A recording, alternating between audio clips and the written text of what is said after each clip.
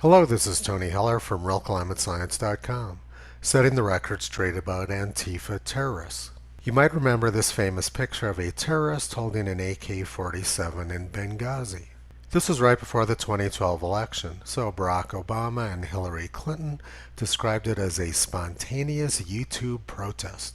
It's estimated that there are about 200 million AK-47s in the world, or enough to arm about 3% of the world's population. One person who owned one was a peaceful Antifa protester in Austin, Texas last night. It's AK-47. What you got it out tonight? They don't let us march in the streets anymore, so got to practice some of our rights. Cool, man. Do you feel like you don't need to use it? Nah, I think if I use it against the cops, I'm dead. And I think all the people that hate us and, want to say shit to us are too big of pussies to stop and actually do anything about it. So. Not surprisingly, he ended up dead a few minutes later. This was described on Twitter by Mrs. Krasenstein. Breaking last night in Austin, Texas, an alleged Trump supporter drove through a crowd of protesters and shot and killed BLM protester Garrett Foster, who was peacefully protesting. This is Trump's America. You can see him in this picture here pointing his AK-47 towards the car.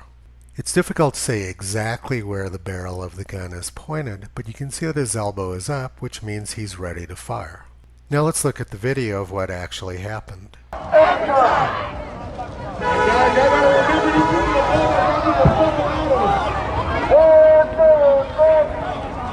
Everybody back up!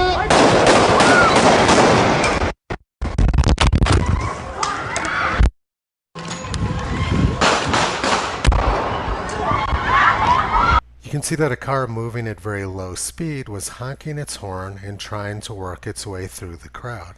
Then somebody yelled, "Everybody back up," followed by the sound of 5 rounds of gunfire.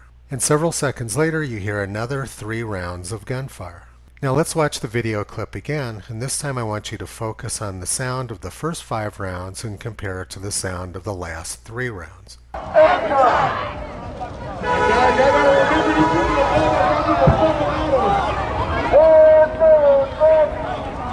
Everybody back up!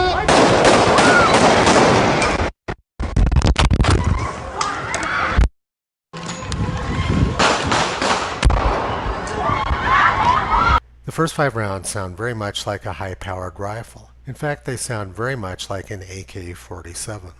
But the last 3 rounds sound very much like a pistol. From 2014 to 2017, my profession was writing software to do waveform analysis. So now let's compare the waveforms of the first 5 gunshots versus the last 3. The first 5 gunshots are on top, and you can see that the waveforms look very different from the last 3 gunshots at the bottom. The magnitude of the sound waves is much larger on top, and they dampen much more slowly than the ones at bottom. There's no question that these are 2 different weapons being fired. I've been around guns all my life.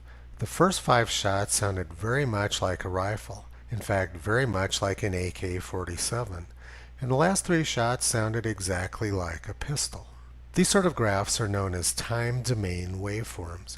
Another way to analyze the data is using frequency domain by running the data through a fast Fourier transform. These show the magnitude of the sound waves at different frequencies, with low frequencies on the left and high frequencies at the right. The peak magnitude for the first 5 shots is at a lower frequency than it was for the last 3 shots.